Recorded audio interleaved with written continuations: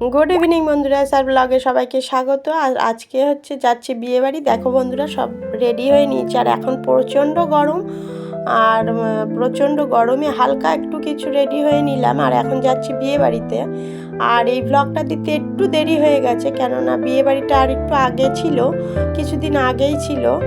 যে লাস্ট বিয়েবাড়িটা ছিল ওই বৈশাখ মাসে, ওইটার বিয়েবাড়িতেই গেছিলাম। আর একটু দিতে দেরি হয়ে গেল। আর এই যে আমার হাজব্যান্ডও দোকান থেকে বাড়ি এসেছে, এক্ষুনি এসেই রেডি হয়ে গেছে। আমরা সবাই মিলে যাচ্ছি। শ্বশুরমশাই আগেই চলে গেছেন।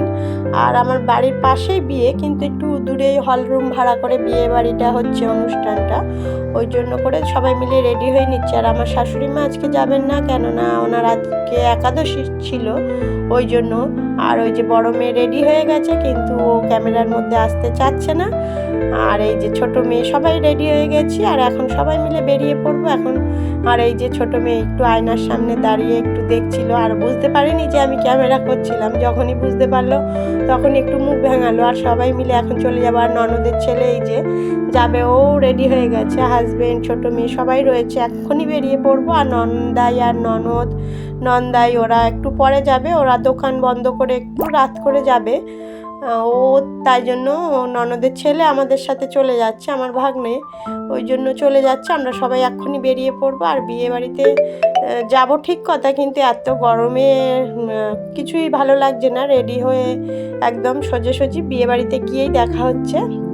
আর এই যে দেখো বন্ধুরা, বিয়েবাড়িতে একটু আগে এসেছি। আর এখানে অনেকটা সময় কাটালাম স্টার্টার খাওয়ার পরে। এখানে এই জায়গাটা বর আসার জন্য, মেয়ের বিয়ে, বর আসার জন্য এই জায়গাটা করেছিল। আর একটু পরেই খালি পেলাম, ওই জন্য আমি আর ছোটো মেয়ে একটু ফটো তুলবো বলে দাঁড়িয়েছি। বড় মেয়ে ছোটো মেয়ে সবাই মিলে। আর স্টার্টার খাওয়ার পরে প্রচণ্ড গরম লেগে গেছিলো।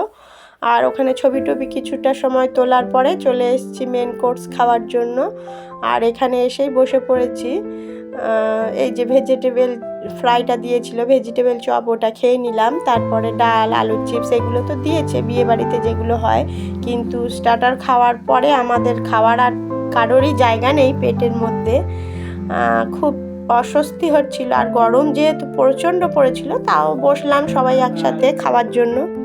আর প্রচণ্ড গরমের মধ্যে খেতে বসেও যেরকম অস্বস্তি, আর সব জায়গায় অস্বস্তি লাগছে। প্রচণ্ড বিশাল গরম লাগছিল।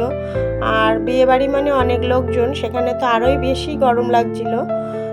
তার মধ্যে খাওয়া দাওয়া কমপ্লিট করে বাড়ি চলে আসব খুব তাড়াতাড়ি, কেননা অতিরিক্ত গরমে অস্বস্তি হচ্ছে আর কষ্টও হচ্ছে।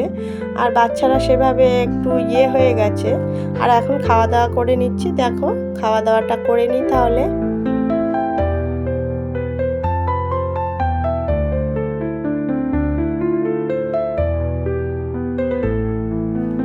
দেখো বন্ধুরা, মাছটা দিয়ে গেছে, মাছটাও খেয়ে নিচ্ছি একটু।